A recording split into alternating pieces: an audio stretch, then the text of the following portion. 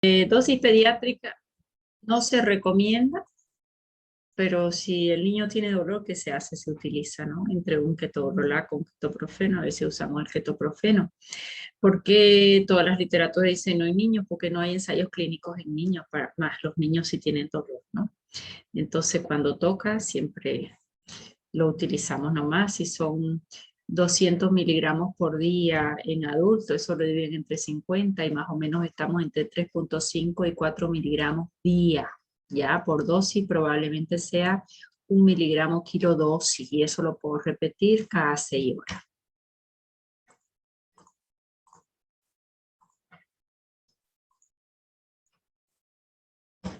Bien, ketoprofeno, acá tenemos una buena dosis, una buena dosificación por dosis, no por día, ¿no? Por día estamos hablando de 400 miligramos, estoy hablando de 4 miligramos kilo día, o 1 a 1,5 miligramos kilo cada 8 horas. Recomendación, esto mucho me gusta a mí recomendar, porque ahí vienen todos los shocks de velocidad cuando se administra, decimos en bolo y lo hacemos muy rápido, 100 miligramos, con 5 ml de agua para inyectable, agitamos bien su reconstitución. Reconstitución es cuando viene el polvo, no se olviden, eso es reconstitución, no dilución. Lo voy a reconstituir con ese líquido, agua para inyectable, eso significa API, y luego ya eso lo llevo a un volumen mayor para ser administrado, y eso ya es la dilución, 100 a 150 ml. Pueden usar fisiológico o glucosado según las características y las necesidades del paciente. ¿Qué es lo ideal? Para mí siempre una infusión continua. Si lo vamos a usar en un postoperatorio donde yo sé que va a haber dolor, pues estamos hablando de hacer una infusión continua. Entonces hacemos toda la dosis. Algunas literaturas te hablan como dosis plena 300, otras hasta 400. Entonces tus 400 miligramos, que son 4 ampollas de 100, lo hacemos en un suero fisiológico glucosado, 14 gotas por minuto, y es tu dosis para todo el día. Y lo dejas a tu paciente con esa analgesia en infusión continua. Recomendaciones: no utilizar si la solución no es transparente. Significa que ha habido algún tipo de precipitación si sale no transparente. Y siempre endovenoso. Las recomendaciones son 2 días, 48 horas máximo. Y de ahí pasar ya a una vía oral, ¿no? Lo importante es no eternizar al paciente con una vía parenteral. Infusión continua, dosis repetidas, ahí está la disyuntiva. O hacemos 100 miligramos cada 6 horas, o hacemos los 400 miligramos en infusión continua. Y está más que claro que la infusión continua siempre nos va a controlar mejor el dolor postoperatorio, ¿no? Ese mensaje se los he dado mucho.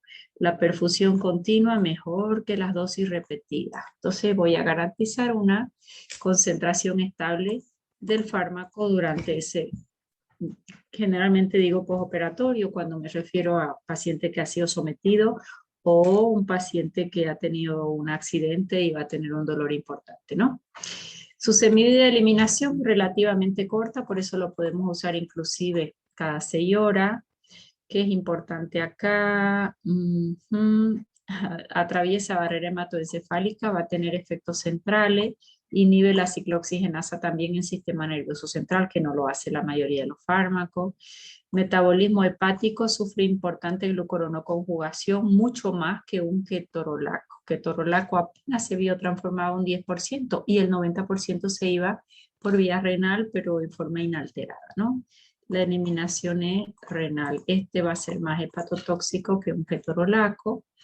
Cuando se administra intramuscular, provoca dolor y lesión, o sea que no es una vía adecuada. O usa vía oral en ketoprofeno o usa una vía endovenosa. La mayor precaución es insuficiencia hepática, pero bueno, insuficiencia renal, como el fármaco se elimina por esa vía, habrá que tener precaución. Los otros efectos adversos, como tobaine. Estoy hablando de nefrotoxicidad, estoy hablando de gastrolesividad. ¿Con quién se pudiera combinar ketoprofeno con fentanil? Fentanil en infusión continua. Acá estoy hablando para una analgesia extremadamente importante, un dolor severo. Ya pasó de ser moderado a ser un dolor severo.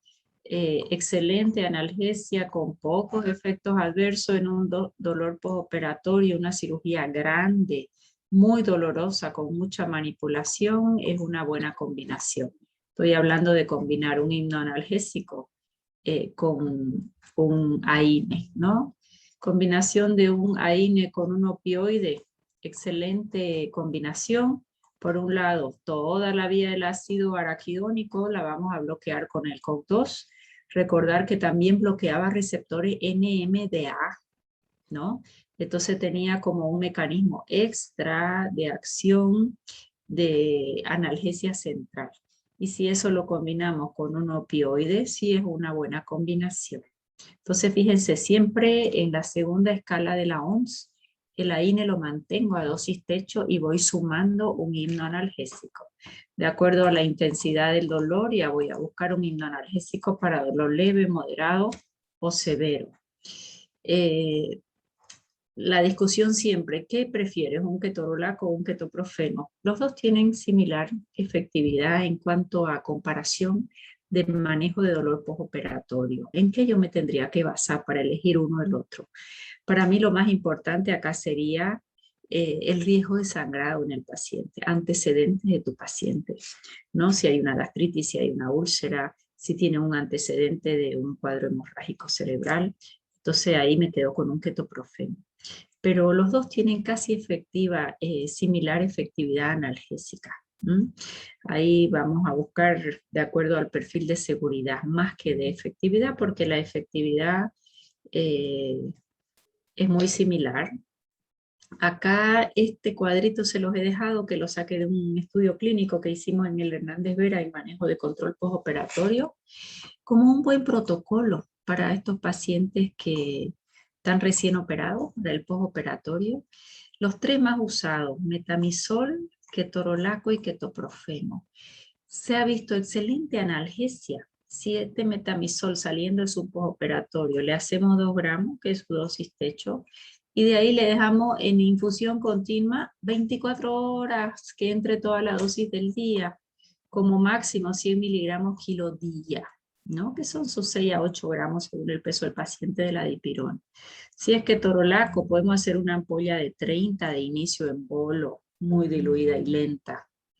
O si va a ser muy doloroso, 60, y a completar 90 a 120 miligramos para las próximas 24 horas, infusión continua. O el ketoprofeno, o una ampollita con 100, y después hacemos 4 miligramos por kilo para ese día, a 14 gotas en un suero fisiológico glucosado, de acuerdo a la necesidad del paciente. Este protocolo ha dado bastante buena efectividad en el control del dolor postoperatorio.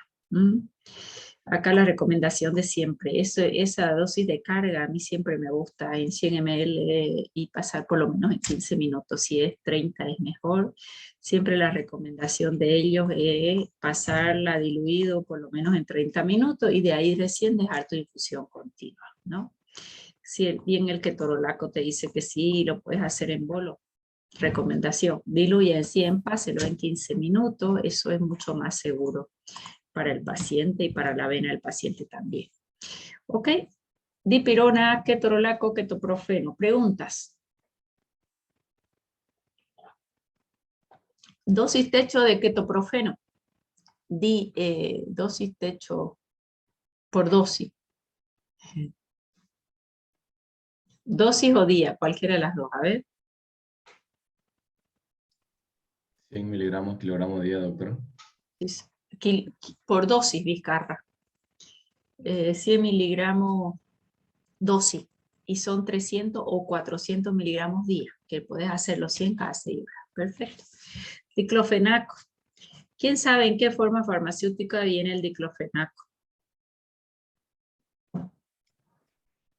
En ampolla de 75. ¿Cuánto, Pedro? 75. ¿Qué más? Bien, Pedro. Ampolla de 75. Para niños de 12. Comprimido. Comprimido de 50, ¿verdad? Comprimido viene de 50, comprimido viene de 100, comprimido viene de 25, comprimido viene biodispersable de 12.5, supositorio, colirio, gel, lo que quieran de diclofenaco. Gel para los dolores reumáticos, dolores musculares. ¿Por qué se me va a caracterizar? Antiinflamatorio. Si yo tengo que comparar analgesia entre ketorolaco y diclofenaco, ¿quién gana? Ketorolaco. Sí, señor. ¿Y antiinflamación? Diclofenaco. ¿Y antipirético? Paracetamol. Ah, no, perdón, la dipirona. Y paracetamol, no lo dijiste mal. Y entre dipirona y paracetamol, dipirona. ¿Ok?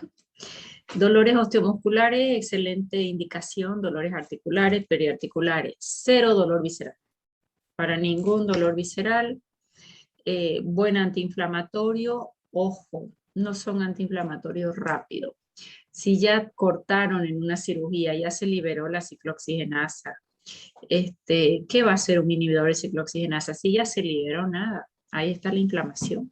Su efecto va a ser en la próxima liberación de ciclooxigenasa. ¿Se dan cuenta? Por eso es que es tan importante, si el paciente va a ser sometido a una cirugía, que lo utilice el fármaco previo al corte, como analgesia preventiva. Otro proceso doloroso, dismenorrea, migraña, cólico nefrítico, gota, nada, todo no visceral, ¿no? Y relacionado con procesos inflamatorios. Diclofenaco, la dosis día son 150 miligramos. En ampollas hacemos 75 miligramos cada 12 horas. Si con esa dosis no controlaste el dolor, ya no subas más. La dosis techo son 150 miligramos por vía parenteral. En vía oral igual 150 miligramos. No consigo más analgesia dando 200 miligramos. Generalmente hacemos en todo caso la de 100 miligramos, liberación sostenida, ¿no? Efectos adversos importantes relacionados con el largo plazo. Nefrotóxico, gastrolesivo. Nefrotóxico disminuye filtración glomerular, tiene un efecto antidiurético, aumenta volemia, aumenta presión arterial, es gastrolesivo, lamentablemente. Y su casuística de anemia aplásica se las bate ahí con la dipirona, muy, muy cerquita. Y a la que le tenemos con su etiqueta de anemia plástica es la dipirona y no el diclofenaco. Y este es el que probablemente hoy en día se use más como analgésico y como antiinflamatorio. De pronto sale la sal potásica, idéntico al sódico, solo cambia el ion que le acompaña. Entonces el potásico va a subir menos la presión arterial que el sodio, pero el efecto es igual. La tolerancia probablemente de la sal potásica es un poquito superior. Sí puede sernos útil el diclofenaco en la migraña cuando está tomado en cuanto inicia el cuadro de migraña pudiera controlar, pero si la migraña ya se extendió, ya imposible poder controlarla, ¿no? Con un diclofenaco. Dosis habitual, intramuscular 75 una vez al día. Dosis plena 75 2 veces al día. ¿Puedo hacerlo intramuscular o endovenoso? Sí. Siempre mirar en la ampolla. A veces algunos solo están preparados para la vía intramuscular o para la vía intravenosa.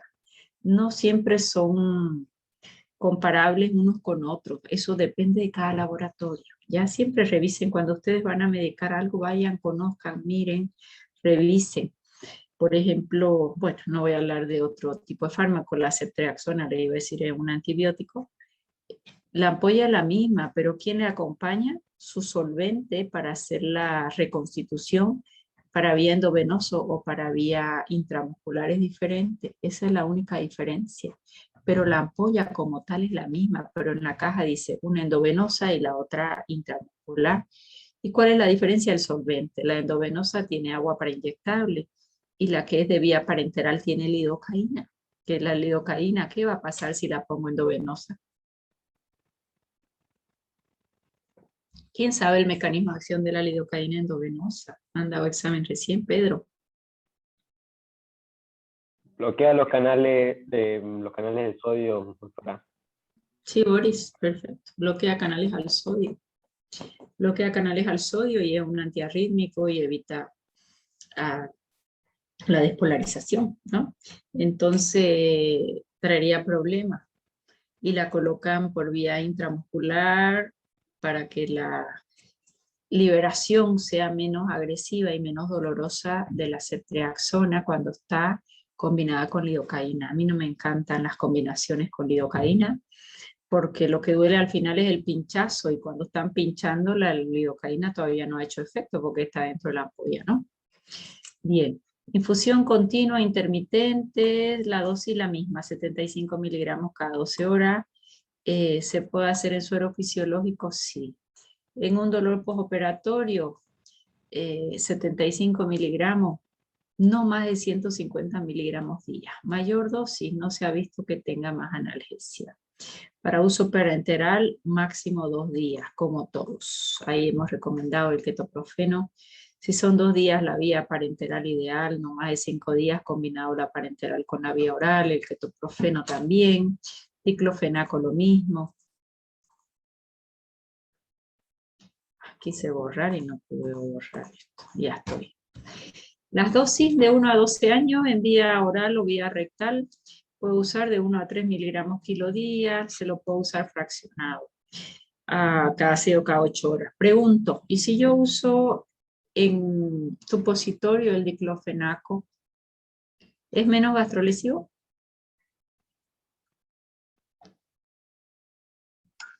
No, doctora. ¿Por qué, Pedro? Si mal no recuerdo, creo que se absorbe así bastante y va por vía sistémica. ¿Y será que su efecto adverso de gastrolesividad es por su absorción?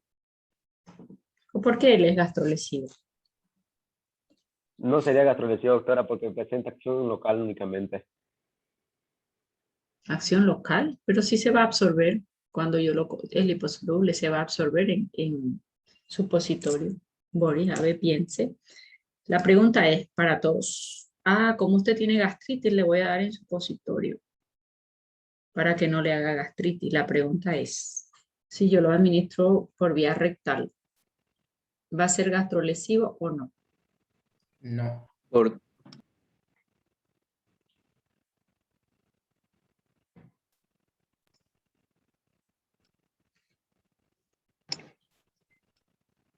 Vamos, con derecho a equivocarse. va a inhibir lo del tema de la ciclooxigenasa, así que lo más probable que puede ser. Claro. Por favor, ese error no me lo pueden cometer, se los expliqué. La gastrolesividad no es porque llega e inflama la mucosa gástrica. La gastrolesividad es por mecanismo de acción. ¿Y qué mecanismo de acción tiene? Inhibe ciclooxigenasa. Lo pongas por vía oral, lo pongas endovenoso, intramuscular, en supositorio, por la vía que quieras. Si llegó a sangre, mecanismo de acción se mantiene. Es gastrolesivo porque inhibe prostaglandina de la línea 2. Está clarinísimo. Sí, doctora. Claro, eso por favor, métanselo en la cabeza. Cuando doy por vía oral, sí hay un efecto, que puedo decir, irritante de la mucosa gástrica, un poquito extra, digamos, ¿no? Porque no son alimentos los fármacos y de alguna forma irritan mucosa gástrica. Pero la gastrolesividad es por mecanismo de acción. Esto que ya no se les olvide nunca más. Vamos, ya la absorción tiene un importante metabolismo el primer paso, eso ni se van a acordar, con un 50%, nada. ¿Qué me interesa acá? Esto me interesa. Líquido sinovial. Para la sinovitis, excelente fármaco porque llega muy bien en su volumen aparente de distribución. Cualquier cosa me han puesto en sus exámenes con volumen aparente de distribución. Así el fármaco se absorbe más, pero si se tiene que absorber para distribuirse, hay conceptos que están bastante errados en muchos de sus exámenes. Semivida corta, se biotransforman en el hígado, se va por orina.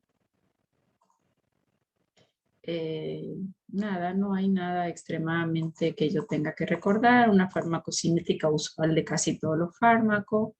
En sus reacciones adversas, las digestivas para mí son las más importantes. Repito, ¿con qué se relaciona? O con alta dosis o con un uso crónico. Las digestivas es gastrolesivo y es nefrotóxico. Lamentablemente el paciente tiende a tomarlo muy a repetición y eso provoca la nefrotoxicidad y la gastrolesividad. Efectos adversos como de todos los AINES que comparten, ¿no?, la gastrolesividad y la nefrotoxicidad. Sobre los electrolitos, pues ellos aumentan volemia porque bloquean a la hormona antidiurética. Entonces tienden a elevar presión. A nivel hepático sí pueden aumentar las transaminasas y pueden ser hepatotóxicos, no superiores a un paracetamol. Sobre la piel, como cualquier fármaco, porque son reacciones de hipersensibilidad, desde hipersensibilidad 1 hasta la tipo 4, nefrotóxicos sí. Muy relacionados con el uso crónico principalmente, ¿no? A nivel de la sangre, les decía yo que casi la misma casuística de una dipirona en hacer una anemia aplásica. Si ustedes revisan, y normalmente la anemia aplásica se la achacábamos a la dipirona, más que a un diclofenaco, y decimos, bueno, más seguro diclofenaco, ¿no? El gran problema acá está en su uso crónico, principalmente. A ver qué dice acá, se asocia con una anemia aplásica en un incremento en el riesgo 10 veces superior. Sí, el riesgo es alto. El problema es que la dipirona se llevó la flor como etiqueta de anemia plástica, pero un diclofenaco solo úsenlo cuando realmente es necesario. El paciente no se te acostumbre a vivir con su analgésico, hay que ver la causa un poquito de su problema, ¿no? Al nivel hematológico pueden disminuir todos los elementos formes de la sangre con el uso crónico principalmente. ¿Puede haber hemorragia? Sí. ¿Inhiben agregación de plaquetas? Sí. Reversible, ¿ya? El fármaco se va de sangre, plaqueta se recupera. En tubo digestivo probablemente es uno de los más gastrolesivos. Supositorio, ¿sigue siendo gastrolesivo? Sí, sigue siendo gastrolesivo. Solo has quitado una, ¿cómo se llama? Una irritación por haber dado por vía oral, pero el mecanismo de acción se mantiene. ¿A qué paciente no le damos diclofenaco? Insuficiencia renal de moderada a grave, porque eso lo va a agravar más todavía. Si hay hipovolemia, deshidratación, vas a disminuir más la filtración glomerular. Antecedentes hemorrágicos, paciente con asma, ya saben todos por qué. Probablemente ketoprofeno sea mejor tolerado que todos los otros, porque es como que estabiliza un poco más bien a ese mastocito y disminuye la liberación de leucotrienos, pero los otros me alimentan la vía alterna de la inflamación. Si hay riesgo de sangrado no nos conviene. Si tu paciente está anticoagulado, si está recibiendo otro AINE o está heparinizado, la heparina es un anticoagulante de acción directa, probablemente el riesgo de sangrado sea mayor. ¿No? Bien, hasta ahí tengo diclofenaco. Diclofenaco, entonces hemos dicho, supositorio, comprimido, comprimidos niños, comprimidos adultos, ampollas de 75, en gel, colirio para los ojos también, no sé al cuánto por ciento viene. Tampoco es un fármaco que un médico general de mirarle al paciente lo puede indicar, sino solo un oftalmólogo, ¿no? Para ver cuál es la causa probablemente de esa inflamación. Bien, gastrolesividad, nefrotóxico principal es RAM, se gana la flor como antiinflamatorio, como analgésico no es el mejor, como antipirético tampoco, ¿no? Tenemos fármacos superiores. ¿Alguna duda hasta ahí? Doctora, disculpe, en el último cuadrito hablaba un poco de las interacciones y se ha visto bastante el diclofenaco que se mezcla, digamos, con complejo B y esas cosas, y no hace mucho salió un nuevo medicamento que es diclofenaco de 50 con codeína de 50, Sí. precisamente el neofloxacin, y la codeína, ¿en qué ayudaría, digamos, en este aspecto del dolor? Ya, dos cosas ahí voy a aprovechar, Vizcarra, tu pregunta de lo que yo veo que no está bien. Tienes un dolor muscular, una neuritis, una ciatalgia, te pone el médico diclofenaco más complejo B y lo junta. Eso nunca se debe hacer, porque tú no sabes el pH de este laboratorio que hizo este complejo B y el pH de este laboratorio que hizo el diclofenaco. Si no, ellos vendrían juntos. ¿Ya? O sea que si ustedes necesitan los dos, porque es una ciatalgia, en un pinchazo el diclofenaco y en otro pinchazo el complejo B. Bajo ningún punto de vista se deben combinar. Uno, estoy hablando de vía endovenosa, ¿ya? O como es intramuscular. Y peor si hay un precipitado. ¿Hay riesgo de precipitar? Sí, punto. No se deben combinar. Eso por un lado. Estoy hablando de una vía parenteral intramuscular. Ahora la otra combinación que dice Vizcarra, diclofenaco más codeína. A ver, pensemos. Diclofenaco es un AINE. Codeína es un hipnoanalgésico. Entonces, segundo escalón de la OMS, estoy combinando una vía de la inflamación periférica como es el AINE y estoy combinando una codeína que la vamos a estudiar como hipnoanalgésico. Es el siguiente tema que vemos. Termino con AINE y sigo con hipnoanalgésico. O sea que es una combinación adecuada. Vizcarra. Eso no hay para vía parenteral, es solo para la vía oral. Entonces lo vamos a usar en un dolor de un poco más intensidad. Ya un dolor entrando a moderado, un dolor de un cáncer terminal, un dolor de elevada intensidad. La codeína es un hipnoanalgésico para dolor de leve a moderado, como hipnoanalgésico. Después de codeína nos vamos a saltar al tramadol, después de tramadol la meperidina o amorfina o una oxicodona. Es como que hay escalones para ver y ahora con qué sigo. Tienes un paciente terminal, le dabas simplemente un meloxicam, un naproxeno, un diclofenaco, ya no le controlas, le dejas su AINE y le combinas un hipnoanalgésico, puedes empezar con codeína. Codeína da un poco de estreñimiento, ¿no? Eso también hay que revisar. Y los hipnoanalgésicos son depresores respiratorios, no se olviden. Entonces empezar con dosis baja hasta dosis plena. Y si con eso ya no conseguí, mantengo el AINE y me voy a un escalón más alto de los hipnoanalgésicos, ya me voy hacia un tramadol. Si con tramadol la dosis plena no conseguí controlar, ya me voy subiendo meperidina, morfina. Vizcarra, no sé si quedamos claros. ¿Quedó mejor? Sí, doctora, gracias. Ya. En el chat dice, doctora, había un paciente que le combinaron endovenoso diclofenaco más complejo B más Dexa, los tres en una. ¿Es correcto o no es correcto? Pobre paciente, dice, no le vamos a ahorrar un pinchazo. Y yo no sé de dónde han sacado los médicos esas combinaciones. Si estudiáramos un poquito la estabilidad y el pH de cada solución y de cada laboratorio, si estuvieras en condiciones de hacerlo. Mas no es el caso. Si yo les tomo a todos los médicos prescriptores ahorita de esa receta de complejo más Dexa, más diclofenaco, cuánto es el pH de cada solución y qué estabilidad tienen, ¿alguno sería capaz de responderme? Por eso no vienen juntas. Entonces no tienes por qué juntarlo. Nunca se acostumbren a mezclar nada. Si no viene mezclado, usa para una ampolla el diclofenaco, otra de complejo B. ¿Tendrá sentido usar una Dexa y un diclofenaco? A ver qué opinan. Ya han avanzado corticoides. Dexametasona es un corticoide de acción más larga, inicio de acción un poquito más lento. ¿Qué dice Pedro? Una dexametasona tiene un gran potente, el tema de antiinflamatorio. ¿Y a dónde bloquea en la cascada de la inflamación? A la fosfolipasa 2 lo bloquea Y, totalmente. ya, ¿y el diclofenaco a quién bloquea? La ciclooxigenasa. Está más abajo, y si vos bloqueas fosfolipasa 2, ¿qué va a pasar con la ciclooxigenasa?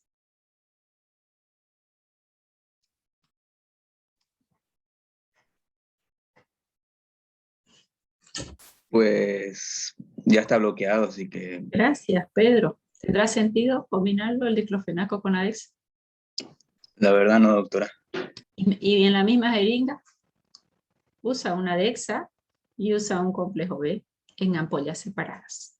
Hay algunos que vienen para combinarse en el momento de ser utilizado. Ahorita me estoy intentando acordar el nombre. Travitz es Dexa con complejo B, pero vienen las dos ampollas separadas en la misma caja y el laboratorio te asegura que si los mezclas al momento de usar no hay complicación. Eso es diferente. ¿Está clarísimo? Sí. Denis, ¿sí les quedó claro? En el chat. Sí, doctora. Ok, bueno. ¿Qué más? Ay, ¿por qué avanzo tan lento, che? No sé por qué. Va, ibuprofeno. ¿De cuánto viene ibuprofeno? Comprimido 500 miligramos. 600, 800. 500, dice, lo único que no viene de 500. A ver, de nuevo, ¿de cuánto viene? De 400, de 600. 600, 800. Ok, viene de 200 miligramos, viene de 400, viene de 600 y viene de 800 miligramos. Y para los niños vienen 100 miligramos en los 5 ml. Ok. Ibuprofeno como antiinflamatorio, un lujo. Como analgésico, le gana ketorolaco, le gana ketoprofeno, probablemente le gana dipirona. Como antitérmico, le gana paracetamol, o ahí se las ven con paracetamol y probablemente le gana la dipirona. Cuando digo le gana es que va a controlar mejor, ¿no? Pero aquí sí tengo un excelente antiinflamatorio, repito, dolor leve a moderado. ¿Qué hago si con dosis máxima de ibuprofeno no controlé el dolor? ¿Lo quito o lo dejo? Lo quita, doctor. Los voy a agarrar el coto, tanto he repetido. Pues se Cátedra combina el analgésica de la... No lo quito, lo mantengo.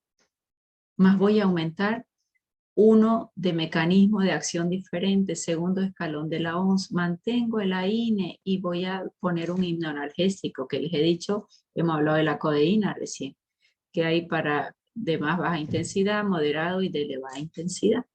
Lo dejo porque él me controla la analgesia periférica y voy a aumentar un analgésico de acción central. ¿Está más claro? Sí, doctor, ahora sí. Ya.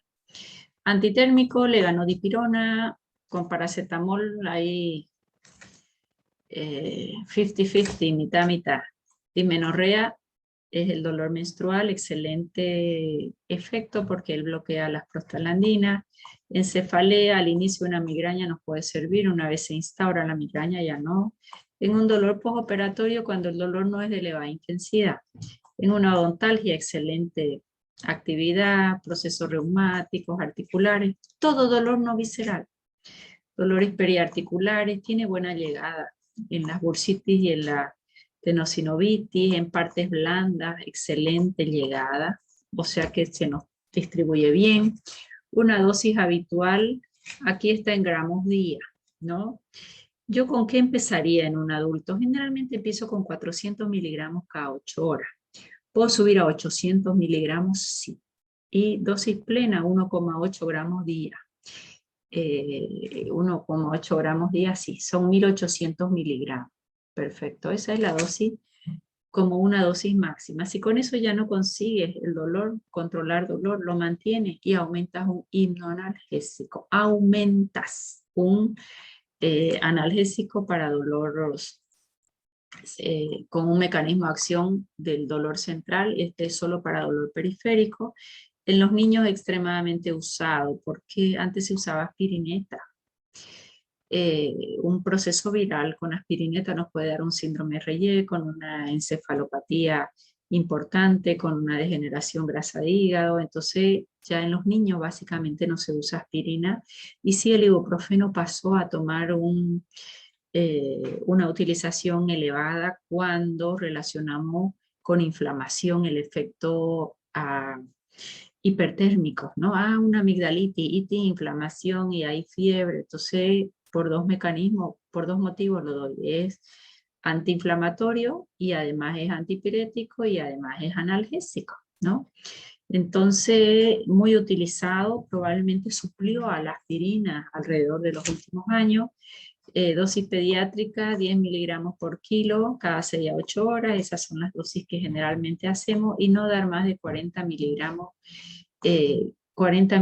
kilo día. ¿Ya? En la fiebre de 5 a 10, según la necesidad, es una buena escala de dosificación. Niños menores de 7 kilos, la literatura recomienda no usar, ¿no? Generalmente en los más pequeñitos usamos solo paracetamol y nos perdemos el efecto antiinflamatorio porque no hay estudios que nos aseguren que sea un fármaco seguro en pacientitos menos de 7 kilos. Ok, ya está el ibuprofeno. Preguntas. Ya está diclofenaco, ya está ibuprofeno, ketoprofeno, ketorolaco, dipirona. Vamos a intentar terminar, me quedan Disculpe, doctora, ¿cuánto es la dosis techo del ibuprofeno? 40 miligramos kilo día, acá, 40 miligramos kilo día, Gracias. que es, son fármacos sintomáticos. A las 4 horas volvió la fiebre, lo puedes usar de nuevo, pero va sumando hasta cuántas veces puedes dar en el día. Después no te hizo fiebre 6 o 7 horas y recién lo administras. O ya lo usamos cada 8 horas para evitar que venga la temperatura, ¿no? Son fármacos que son netamente sintomáticos, a no ser que quieras el efecto antiinflamatorio, ahí mantenerlo cada 8 horas, ¿no? Paracetamol, el paracetamol tomó su preponderancia sacando aspirina en estos procesos antitérmicos relacionados capaz con cuadros virales y se vio que era probablemente más seguro. Sin embargo, tiene su importante reacción adversa que la vamos a ver en detalle. Paracetamol como analgésico le ganan ketorolaco, ketoprofeno. Como antiinflamatorio se aplazó. Tengo que darle una carretilla de paracetamol al paciente para tener un efecto antiinflamatorio. Como antipirético, buen antipirético, probablemente no superior a la dipirona y no la tenemos en nuestro país para la vía endovenosa. Entonces no es un fármaco que puedo usarlo de emergencia, ¿no? Como una dipirona que sí me puede bajar rápidamente la temperatura colocando intramuscular si no tengo vía. La dosis usual de un paracetamol en los adultos, 500 miligramos. ¿Puedo dar 1 gramo cada 4 a 6 horas? Sí, ¿ya? El gran problema que he visto yo ya en la práctica con paracetamol, tenemos un paracetamol de 10 centavos y uno de 2 pesos. ¿Será que hay diferencia? Lamentablemente en la práctica uno lo ve que sí. Le das el paracetamol, le das 1 gramo y no se mueve la temperatura, y debería, porque él inhibe ciclooxigenasa a nivel central y debería bajar la temperatura en hipotálamo. Más buscas uno de otra marca probablemente y con la misma dosis y te baja la temperatura. ¿Cuál es la conclusión?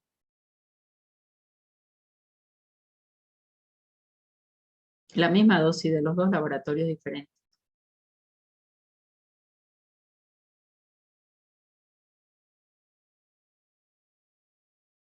Nadie habla en mi clase. Qué horror. Bueno, falta menos de 1 minuto. El día jueves tienen su clase a las 10 de la mañana. Vamos a intentar hacer por lo menos unos 3 sumas, así no me atraso tanto. Y me van a preparar intoxicación por paracetamol. Se gana puntos el que lo presente, ¿no? Tengo que decirles así para que alguien lea algo. Día jueves, entonces, la siguiente clase, ahora ya me queda menos de 1 minuto. Traten de todo lo que hemos visto, buscar de cada fármaco su presentación, de cuánto viene, cada cuántas horas, lo que más van a utilizar. Analgésicos, antihipertensivos y antibióticos es lo que más utilizamos. Entonces, tienen que ser siempre bien utilizados. No se acostumbren a no buscar evidencia de qué dosis dar, a qué peso dar, cada cuántas horas administrar, cuánto es lo máximo por día que puedo administrar de estos AINES. Eso es lo más importante que yo estoy intentando recalcarle. Mecanismo de acción lo hemos visto de forma general, sus reacciones adversas igual, algunos ya van saliendo con un mecanismo extra de acción o con algún efecto adverso importante característico, ¿de acuerdo? Entonces estudian para el día jueves, hacemos paracetamol y me faltan 2 o 3 y aspirina también falta. Y